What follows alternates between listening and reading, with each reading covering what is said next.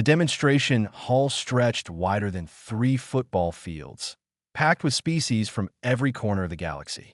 Lieutenant David Walsh pushed through the crowd, ignoring the strange looks from delegates who towered over him. Some had scales, others had feathers, and a few seemed to be made of living crystal. They all turned to stare at what he carried. Not a weapon case, not a holographic projector, just a leash. To the end of that leash walked Brutus, a honey badger who looked completely unbothered by the thousands of alien eyes watching him. His compact body moved with purpose, muscles rippling under dark fur marked with a silver-gray stripe down his back. The tactical harness strapped to his torso held small pouches and a camera unit mounted on his head. He walked like he owned the place. General Vorith of the Sarthi stood near the main platform, his reptilian features twisted in confusion. His scales gleamed green under the station lights as he leaned toward his aide. "What is that thing the human brought?" The aide consulted a datapad, frowning. "Records show it is called a honey badger, sir. Native to Earth. Approximately 14 kilograms. 14 kilograms.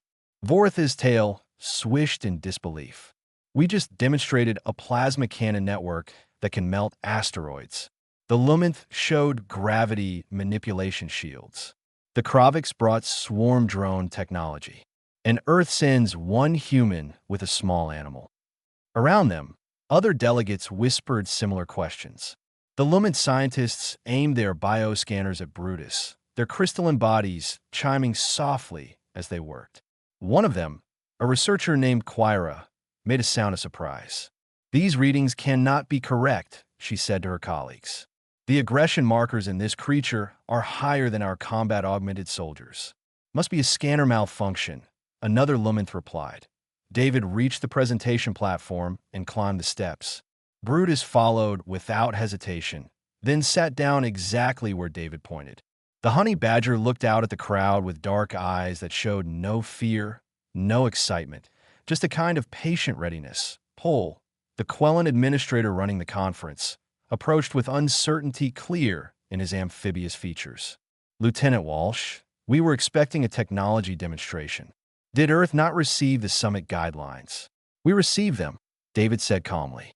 He reached down and scratched behind Brutus's ears. The honey badger leaned into the touch, but kept watching the crowd. "We just have a different idea of what makes effective military technology." Commander Thex of the Kroviks pushed forward, his insectoid body clicking as he moved. "You mock this summit. That creature is a pet. What possible military application could it have?" David smiled. "Brutus isn't a pet. He's a partner. And before you dismiss him, you should know what honey badgers are capable of." "Enlighten us," Vorith said dryly, crossing his arms. "On Earth, honey badgers have a reputation. They hunt venomous snakes that could kill a human in minutes. They raid beehives despite being stung thousands of times by insects bred to defend their colonies. They've been recorded fighting leopards, animals 10 times their size." David paused, letting that sink in. "They heal from injuries that would kill most creatures. Their skin is so tough that arrows and spears often can't penetrate it. And most importantly, they never run from a fight. Ever." Quira's scanner chimed again. She looked at her readings, then at Brutus, then back at her scanner. "His pain tolerance exceeds our military-grade augmentation.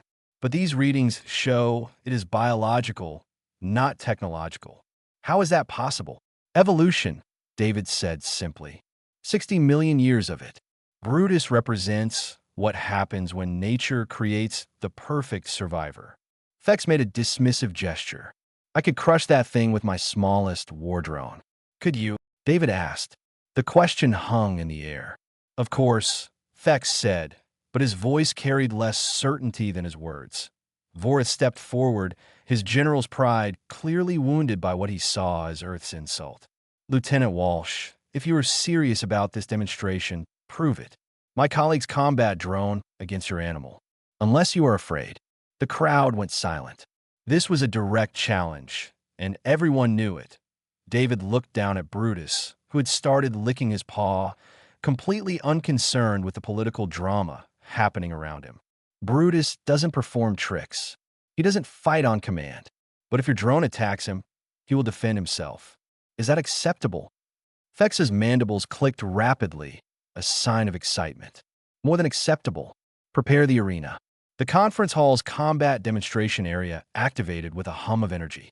Force fields shimmered into place, creating a circular fighting space about 20 meters across. Technicians rushed to bring in the combat drone, a machine that looked like a mechanical beetle the size of a small car. Its armor plating gleamed under the lights. Razor-sharp mandibles extended from its front. Plasma stingers mounted on its back swiveled, tracking potential threats.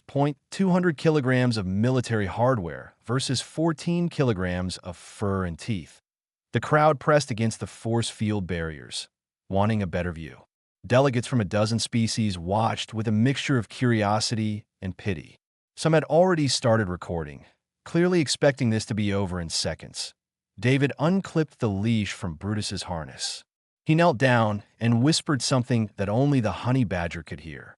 Brutus looked up at him, and something passed between them that went beyond words. Understanding, trust, partnership. Then Brutus waddled toward the arena entrance like he was going for a casual walk in a park. The combat drone powered up with a mechanical screech that made several delegates flinch. Its optical sensors locked onto Brutus. Weapons systems armed. Combat protocols engaged. Brutus sat just inside the arena and yawned, showing teeth. Fex activated the drone remotely. Begin. The machine surged forward, covering ground impossibly fast for something its size. Mandibles spread wide to grab and crush. Plasma stingers aimed to fire, and Brutus charged straight at it. 3 seconds. That was all it took for every military strategist in the room to realize their calculations were wrong. The drone and Brutus collided in the center of the arena. The machine's mandibles snapped down exactly where Brutus had been a microsecond earlier. But the honey badger moved with a speed that defied his casual waddle. He went low, sliding under the drone's body like he had done this 1,000 times before. His teeth found a joint where the armor plating connected to the drone's leg actuator. The sound of tearing metal echoed through the demonstration hall. Fex leaned forward, his compound eyes reflecting the scene. Impossible. That armor is reinforced duralloy. Your armor was designed to stop plasma and projectiles, David said calmly from outside the arena. Not teeth evolved to crack through turtle shells and dig through concrete. The drone tried to shake Brutus off, spinning its entire body in rapid rotations. Any normal creature would have been thrown clear, probably with broken bones. Brutus held on, jaw locked, body pressed flat against the machine's undercarriage. His claws found purchase in the gaps between armor plates. Vorith stood frozen, his tactical mind processing what he was seeing. The rotational force should have dislodged it. Why is it still attached? Quira checked her scanners again. His jaw strength is proportionally stronger than any predator in our database, and his skeletal structure is absorbing the momentum through flexible joints. He is built to endure. The drone's plasma stinger swiveled, trying to target Brutus. It fired. The bolt grazed Brutus's side, burning through fur and searing flesh. The smell of burnt hair filled the arena. Several delegates gasped, expecting the creature to let go and retreat. Brutus bit down harder. Did it not feel that? Pole asked, his amphibious skin changing color with distress. Oh, he felt it, David said. His hands were clenched at his sides, but his voice remained steady. He just doesn't care. Pain is information to a honey badger. It doesn't stop them. The drone escalated its defensive protocols. It slammed itself against the arena floor, trying to crush Brutus between its armored body and the ground. Once, twice, 3 times. Each impact would have pulverized most organic creatures. Brutus rode out each slam, then climbed higher on the drone's body, working his way toward its sensor array. Fex was frantically working his control interface. The drone is not responding to recall commands. Its defensive AI should have neutralized the threat by now. Your AI is designed for predictable combat scenarios, David observed. Brutus doesn't fight predictably. He fights like something that survived millions of years of evolution on a planet trying to kill him. The honey badger reached the drone's main sensor cluster. His claws, each one evolved for digging through hard earth and tearing through tough hides, went to work. The protective casing over the sensors began to peel away. Sparks flew as circuits underneath were exposed. The drone went into emergency mode, spinning faster, firing its plasma stingers wildly. One bolt hit the force field barrier, making it flare.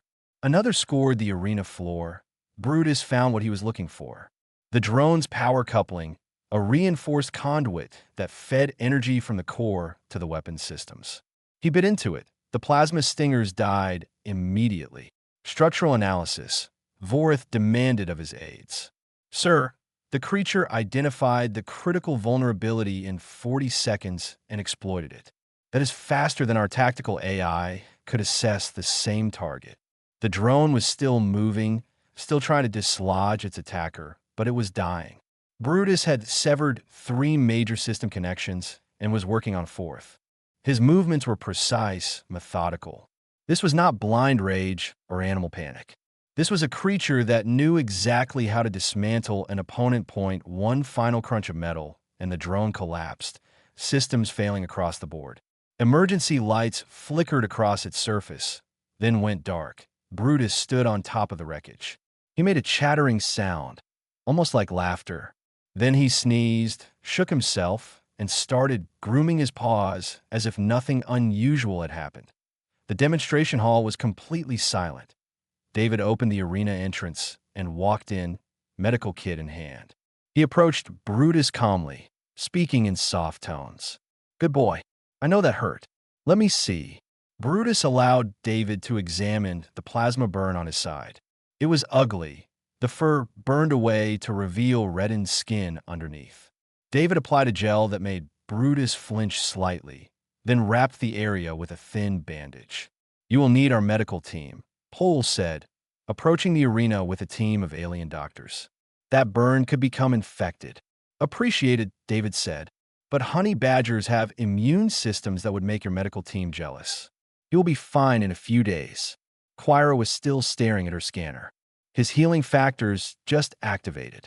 Cellular regeneration is already beginning. This is beyond anything we have achieved with augmentation. David finished treating Brutus and pulled a protein bar from his pack. He broke off a piece and offered it. Brutus took it delicately, despite having just torn apart a military combat drone. He chewed contentedly, looking around at the crowd with those dark, unbothered eyes. Vorith descended from his viewing platform, approaching the arena slowly. His massive form stopped just outside the force field. He looked at Brutus for a long moment, then at David. I came here expecting Earth to show us advanced weapons. You brought a small animal. I did, David confirmed. That small animal just defeated military hardware that costs 3 million galactic credits. He did. Voritha's tail swished, a sign of agitation in Sarthi body language. How many of these creatures does Earth have? David smiled. Honey badgers? Several thousand in the wild. But they're just one example. He gestured to Brutus. Earth does not just build technology, General. We partner with the survivors our planet created. Brutus represents 60 million years of evolution that produced a creature too stubborn to quit and too tough to kill. And we have learned to work with him, not command him. Thex approached, his drone destroyed. But instead of anger, his mandibles clicked thoughtfully. One creature is impressive. But how does this scale to actual warfare? David looked at Brutus, who had finished a snack and was now sitting patiently, waiting for whatever came next. I'm glad you asked, David said. Brutus called the pack. The honey badger made a specific chirping sound into his helmet camera unit. The sound transmitted beyond the hall. That a moment later, the conference hall doors opened again. The clicking of claws on metal echoed through the chamber. 6 more humans entered the demonstration hall, each accompanied by a creature from Earth. The crowd parted instinctively, though none of the animals showed any aggression. They simply walked with purpose, following their human partners. Sergeant Linda Hayes came first, a woman with sharp eyes and steady hands. Beside her trotted a Belgian Malinois, all lean muscle and alert attention. The dog wore a tactical vest similar to Brutus's harness, equipped with pouches and a communication unit. "This is Roxy," Linda announced. "She detects explosives, tracks targets across any terrain, and has taken down armed combatants 3 times her size." Corporal Omar Siddiq followed, his arm extended. On it perched a Harris hawk, brown feathers gleaming under the station lights. The bird's yellow eyes scanned the crowd with predatory focus. "Talon," Omar said simply. "Aerial reconnaissance. He can spot a target from 2 kilometers away and dive at speeds exceeding 150 miles per hour." Lieutenant Amy Foster guided a specialized mobility tank on repulsor lifts. Inside, a bottlenose dolphin moved through artificial seawater, its gray body streamlined and powerful. The tank had viewing ports that let the dolphin see its surroundings. "This is River," Amy said. "Underwater mine detection using echolocation more precise than any scanner we have built. She can map underwater terrain in complete darkness." Private Chenwei carried a small crate with breathing holes. He opened it carefully, and a giant African-pouched rat climbed onto his shoulder. The rat was larger than most Earth rats, with intelligent eyes and a twitching nose. "Scout," Chen said. "He detects landmines by scent. He is too light to trigger them. He also detects tuberculosis in medical samples with 90% accuracy." Specialist Robert Hill extended his arm, and a raven landed on his armored glove. The black bird tilted its head, studying the aliens with obvious intelligence. "Echo," Robert said. "Problem-solving intelligence that rivals young children. She can use tools, communicate abstract concepts, and learn by observation." Finally, Ensign Patricia Reyes carried a portable aquarium unit, carefully temperature-controlled. Inside, a small octopus moved, its skin shifting colors to match its surroundings. "Whisper," Patricia said. "She can fit through any opening larger than her beak, which is about this big." She held up 2 fingers barely apart. "Perfect for infiltration and reconnaissance where no drone can go." The alien delegates stared in silence. 7 creatures, none of them particularly large or obviously dangerous at first glance. Yet something about the way they moved, the way they watched, suggested capabilities that went beyond mere animals. Quira Scanner was working overtime, trying to process all the biological data. Each of these creatures shows unique adaptations. The canine has olfactory sensors millions of times more sensitive than our detection equipment. The bird's visual acuity exceeds our long-range optics. The dolphin's acoustic mapping is more detailed than our sonar arrays. "But they are just animals," Thex protested, though his voice lacked conviction now. "They cannot be trained to military precision." Linda knelt beside Roxy. She made a subtle hand gesture, nothing more than a finger movement. The dog immediately sat, then lay down, then rolled over. Another gesture, and Roxy moved to a specific point 10 meters away, sat, and waited for the next command.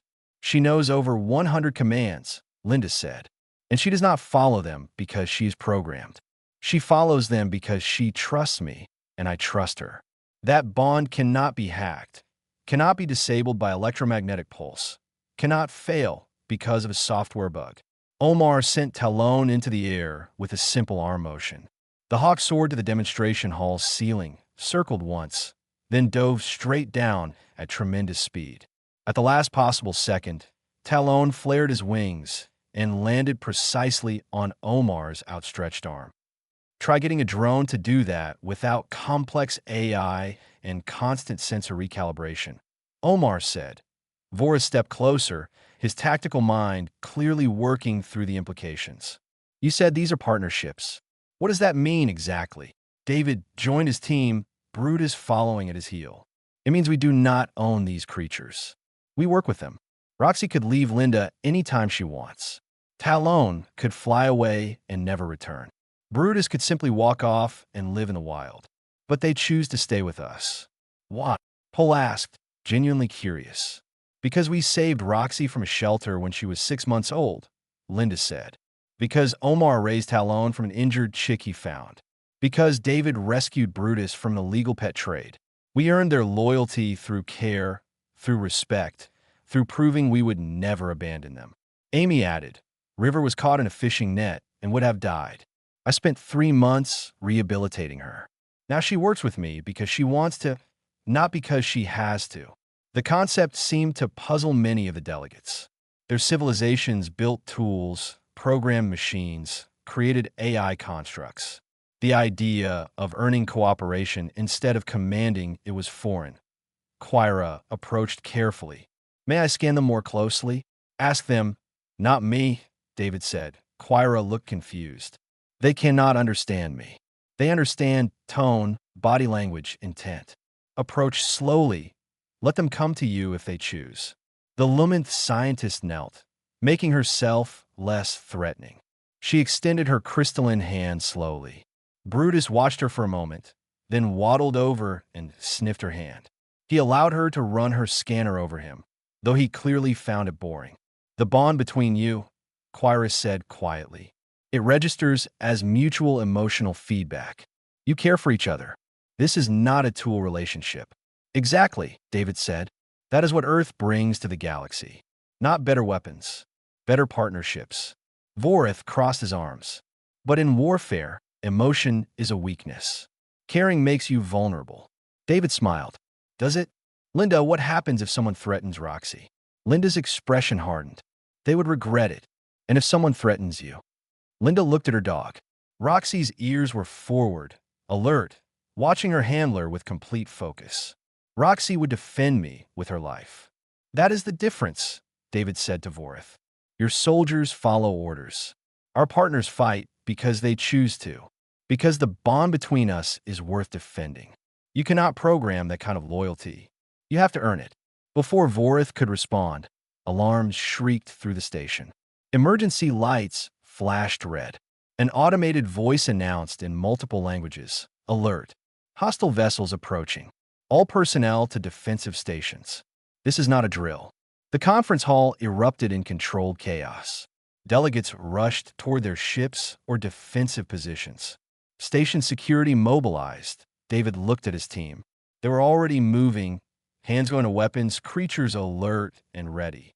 Looks like we get to give a live demonstration, David said. Brutus was already heading for the door. The station shuddered as weapons fire struck the outer hull. Through the viewports, ships swarmed like angry insects. The Taurix pirates were notorious across 3 sectors for their brutal boarding tactics and cybernetic enhancements that made them dangerous in close combat. Station security was already engaged, but reports flooding in showed they were overwhelmed.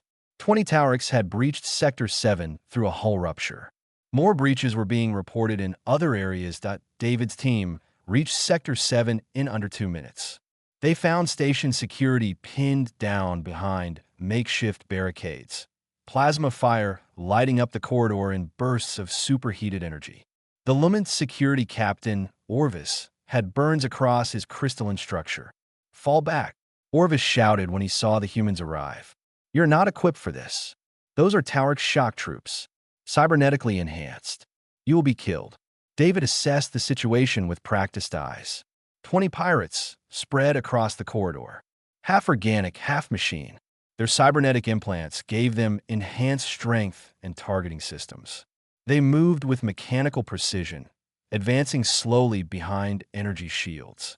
How many casualties? David asked. For dead, 6 wounded, Orvis said.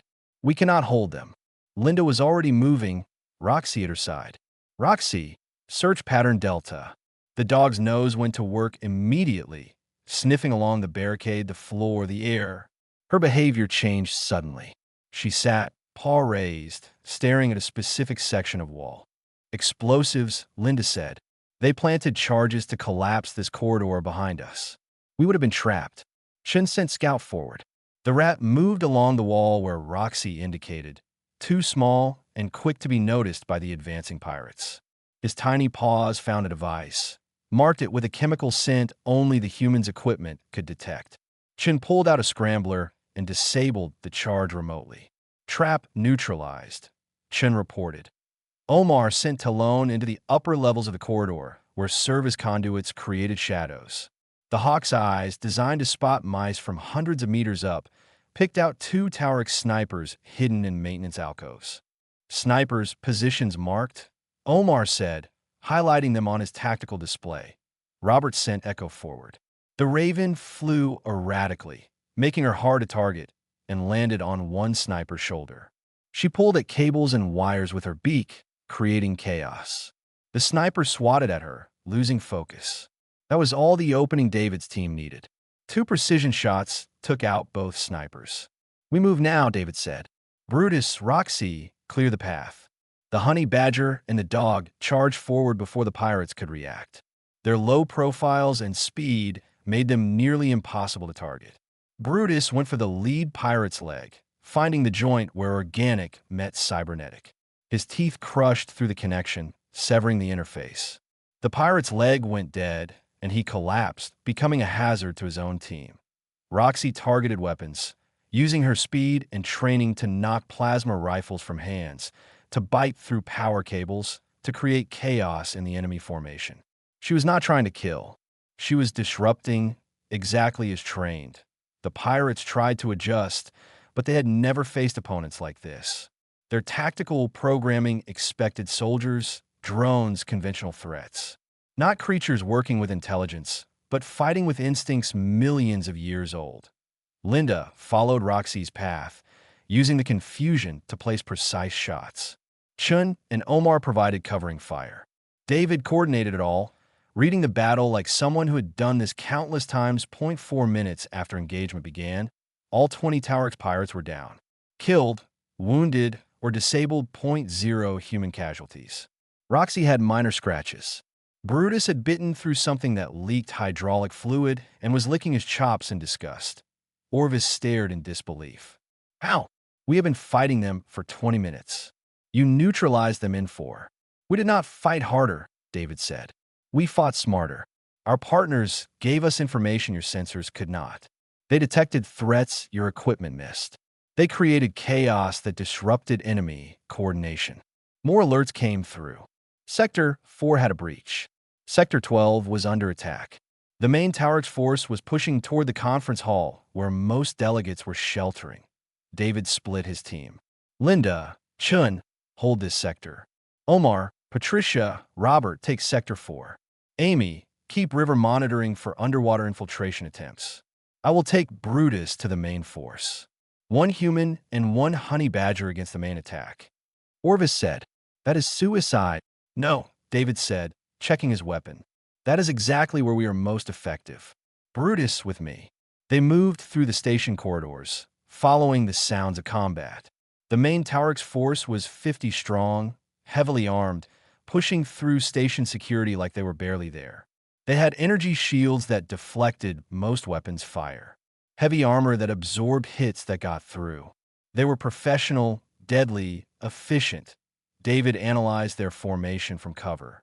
The shield generator was in the center of their group, protected by layers of troops. Standard doctrine would say it was unreachable. Brutus looked up at David, making a questioning sound. "Yeah, I see it," David said. He pulled a small-shaped charge from his pack, designed to breach reinforced doors. He attached it to Brutus's harness, set a 30-second timer. "You know what to do, buddy. Get in, place it on the shield generator, get out. You have 30 seconds. Brutus looked at the charge, at the pirate formation, then back at David. He made a short chattering sound that David had learned meant acknowledgement. "I know it is dangerous," David said quietly. "But you're the only one small enough, fast enough, and tough enough to make it through their line. I trust you." The honey badger pressed his head against David's hand for a moment. Then he turned toward the enemy formation. David armed the charge. "Go!" Brutus shot forward like a missile with fur. The pirates saw him coming, tried to track him, but he was too low, too fast, moving in patterns that seemed random but were perfectly calculated to avoid their fire. Plasma bolts scorched the floor where he had been microseconds before, but he reached their formation and vanished into it, a small dark shape moving between legs and equipment. The timer on David's display counted down. 25 seconds. 20. 15. Then David saw 3 pirates notice Brutus at the shield generator. They turned, weapons raising. 10 seconds. Brutus placed the charge and tried to bolt clear. One pirate grabbed his harness. 0.5 seconds. David was already running, weapon firing, trying to draw attention to give Brutus a chance. Too far away. Not going to make it. 0.3 seconds. Brutus twisted, bit the pirate's hand.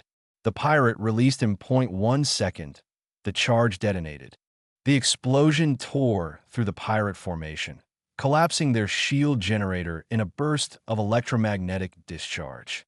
The shield flickered and died, leaving the turrets exposed. Station security poured fire into them immediately. Without their shields, the battle turned in seconds. But David did not care about the battle. He was sprinting through smoke and debris, searching desperately. Brutus. His voice cracked on the name. The corridor was chaos. Wounded pirates, damaged equipment, station security advancing. David pushed through it all, eyes scanning for a small dark shape. He found Brutus 20 meters from the explosion point, lying on his side against a wall. The tactical harness was scorched and torn. Blood matted his fur. He was not moving. David dropped to his knees, hands shaking as he checked for breathing. Faint, barely there, but present. Medic, David shouted. I need a medic now. Orvis was there in seconds, medical team with him. They started working immediately, but their equipment was designed for their own species. Amy arrived, carrying the emergency medical kit designed for Earth creatures. Move, she said not unkindly. She had training in veterinary medicine, specialized for combat situations. Her hands were steady as she examined Brutus. Blast trauma, severe burns, possible internal bleeding. He needs surgery. Can you save him? David's voice was barely a whisper. I am going to try, Amy said. They moved Brutus to the station's medical bay, which was overwhelmed with casualties from the attack. But when word spread that the honey badger who had taken down the shield generator was wounded, space opened up immediately. Even injured aliens moved aside, making room. Quira appeared with her scanning equipment. I can help. His biology is different from ours, but I can map his internal structure, guide the surgery. For 3 hours, Amy worked with alien doctors who had never treated an Earth creature before. Quira's scans showed them where the damage was. The Luminth doctors used their crystal manipulation techniques to repair ruptured blood vessels. A Sarthi surgeon with steady hands stitched internal injuries. A Quellan healer applied regenerative compounds. David sat outside the surgical room, still wearing his combat gear, weapon at his side. Linda found him there. Status? She asked. Still in surgery. She sat beside him. Roxy laid down at their feet, resting her head on David's boot. He is tough. Tougher than anything I have seen. He should not have had to do that, David said. I sent him in there. I knew it was dangerous. He chose to go. Linda reminded him. You gave him the mission. He accepted it. That is partnership, David. You do not command him. He decides. Does not make it easier. It is not supposed to be easy. That is why it matters. Vorith arrived, still in his combat armor. The general had fought in the battle, defending the conference hall personally. His scales were scored with plasma burns. How is he? Vorith asked. We do not know yet, David said. The Sarthi general stood there for a moment, then did something unexpected. He sat down on the floor beside David, his large frame folding with care. I have commanded soldiers for 30 years. I have sent thousands into battle. Some did not return. It never gets easier. He is not a soldier, David said. He is my friend. That is why you feel it more, Vorith said quietly. Soldiers understand the risk. They accept it. But friends? They trust us. That is heavier. They sat in silence until Amy emerged, exhausted and covered in blood that was both red and several other colors from the alien medical team. He is alive, she said. Stable. The next 24 hours are critical, but his healing factor is already working. Quira was right. His biology is designed to survive trauma that would kill most creatures. He has a chance. David stood. Can I see him? He is still unconscious. But yes. Brutus lay on a medical platform designed for something much larger. He looked tiny on it, almost vulnerable. Bandages wrapped his torso. Medical monitors beeped softly, tracking vitals that alien doctors had learned to read in the past few hours. David pulled a chair close and sat. He reached out carefully and rested his hand near Brutus's head, close enough to feel the warmth but not touching the injuries. "You did good, buddy," David said softly. "You saved a lot of lives today. Now you need to save your own. Fight like you always do. Do not quit. Please do not quit." The medical staff gave him privacy. Hours passed. Other members of his team came and went, checking on both David and Brutus. The station slowly returned to normal as the Taurics were defeated or driven off. Around hour 6, Brutus's eyes flickered open. They were glazed with pain medication, but aware. He saw David and made a weak chattering sound.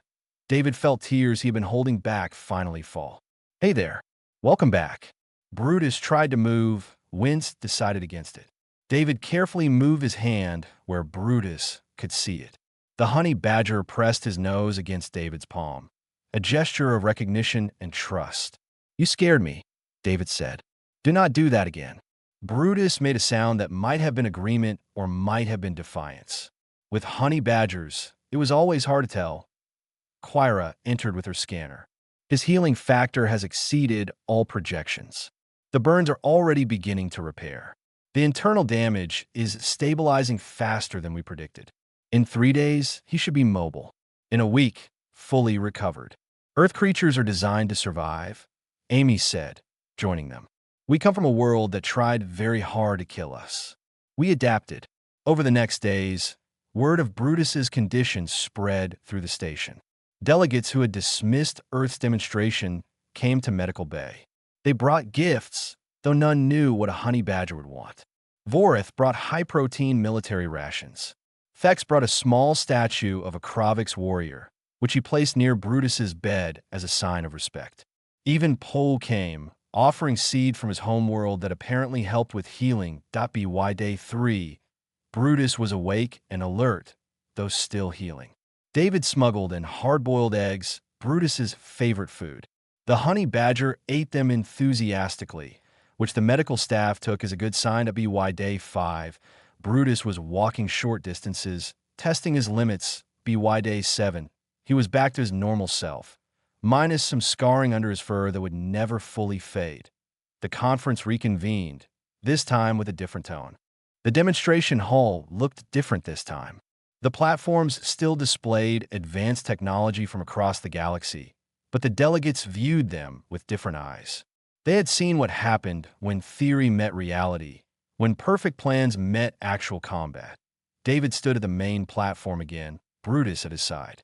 The honey badger wore a new tactical harness, this one gifted by the Kravix technicians who had spent the past week studying its design. Small scars marked where burns had healed, badges of honor that Brutus wore without apparent awareness or pride. He simply existed, as unbothered as ever. The hall was full. Every delegate who had attended the original conference was present, plus additional representatives who had arrived after hearing what happened. They were quiet, attentive in a way they had not been before. 7 days ago, I stood here and told you Earth brings partnerships, not just weapons, David began. Some of you laughed. Some of you were confused. All of you were skeptical. I understand why. Your civilizations built themselves on technology, on machines, on predictable systems. The idea that a 14-kilogram animal could be militarily significant seemed ridiculous. He paused, looking around the room. Then the Taurics attacked, and you saw what partnership means in actual combat. Not in controlled demonstrations. Not in theory. In reality. Vorith stood from his seat. Lieutenant Walsh, I owe you an apology. I dismissed your presentation as an insult. I was wrong. Your team, with their animal partners, saved hundreds of lives, including mine. The partnership saved lives, David corrected. Not me. Not Brutus. Both of us together. Quira approached with data displays. We have spent the week analyzing everything. The efficiency of your team, compared to conventional forces, is remarkable.